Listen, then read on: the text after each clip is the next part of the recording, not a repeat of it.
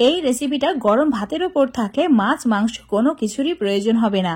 আর একঘেয়েমি ফুলকপির রেসিপি খেতে যদি আর ভালো না লাগে, একবার এই রেসিপিটা ট্রাই করে দেখতে পারো। রেসিপিটি তৈরি করার জন্য কড়াইয়ে 1 গ্লাস জল নিয়েছি। চুলার আঁচটা মিডিয়ামে রেখে ফুলকপি আর টমেটো অ্যাড করে দিয়েছি। এখানে টমেটোর ফুলকপি সমপরিমাণে দেবে, তাহলে ভালো লাগবে খেতে।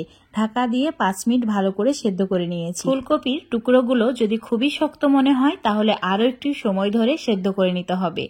আমার এগুলো খুব ভালোভাবে সেদ্ধ হয়ে গেছে, তো জল ঝরিয়ে আমি একটা প্লেটের মধ্যে তুলে রেখে দিচ্ছি। এবার টমেটোর খোসা খুব ভালো করে পরিষ্কার করে নিতে হবে। সব টমেটোগুলো থেকে খোসাগুলোকে আমি আলাদা করে নিচ্ছি। তারপর খোসাগুলোকে ফেলে দিয়ে একটা গ্লাসের সাহায্যে সমস্ত কিছু খুব ভালো করে ম্যাশ করে নেব। তোমরা যে কোনো ম্যাশার দিয়ে ম্যাশ করে নিতে পারো, বা আলু ম্যাশার যেগুলো হয় সেগুলো দিয়েও ম্যাশ করে নিতে পারো। ফুলকপি আর টমেটো খুব ভালো করে আমার ম্যাশ করা হয়ে গেছে, তো আমি এইভাবে রেখে দিচ্ছি।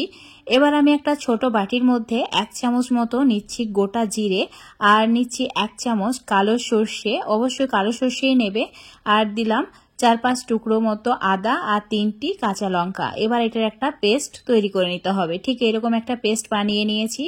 চুলোর ওপর কড়াই বসিয়ে দিয়েছি 2 চামচ মতো সর্ষের তেল, আর তেলটা খুব ভালোভাবে গরম হওয়ার পর দিয়েছি 2টি শুকনো লঙ্কা। লঙ্কা দুটি একদম লাল করে ভেজে নিতে হবে। তো এইভাবে একটু ভেজে নিয়েছি। তারপর এর মধ্যে অ্যাড করে দিচ্ছি বেটে রাখা মশলা। যে মশলাটা আগে আমরা বেটে রেখেছিলাম সেটা অ্যাড করে দিয়েছি। 2-3 মিনিট সময় ধরে একদম লো আঁচে ভেজে নিতে হবে। দেখতেই পাবে যখন তেল ছাড়তে শুরু করবে তখনই অ্যাড করে দিতে হবে ম্যাশ করে রাখা টমেটো ফুলকপি অ্যাড করে দেওয়ার পর খুব ভালো করে কষিয়ে নিতে হবে মশলার সঙ্গে, যাতে কাঁচা গন্ধ মানে ফুলকপি আর টমেটোর কাঁচা যে ফ্লেভারটা সেটা সম্পূর্ণ চলে যায়। ঠিক এই রকম যখন একটু ভাজা ভাজা বা অয়েলি হয়ে আসবে তখনই অ্যাড করে দিতে হবে স্বাদ মতো নুন, আর দিয়ে দিতে হবে অল্প একটু হলুদ গুঁড়ো। এবার আমি ভালো করে আবারও একটু কষিয়ে নেব। চুলোর আঁচ মিডিয়ামে রেখে অনবরত নাড়াচাড়া করে ঠিক আমি 5 মিনিট ধরে ভালো করে কষিয়ে নিয়েছি। দেখতেই পাচ্ছ খুব সুন্দর একটা কালার চলে এসেছে, আর অনেকটাই ভাজা ভাজা হয়ে গেছে। এবার এই সময় অ্যাড করে দিতে হবে 1 মুঠো ধনেপাতা। অবশ্যই ধনেপাতা একদম ফ্রেশ দেখে নেবে, তাহলে এই রেসিপিটা খেতে খুবই ভালো লাগবে।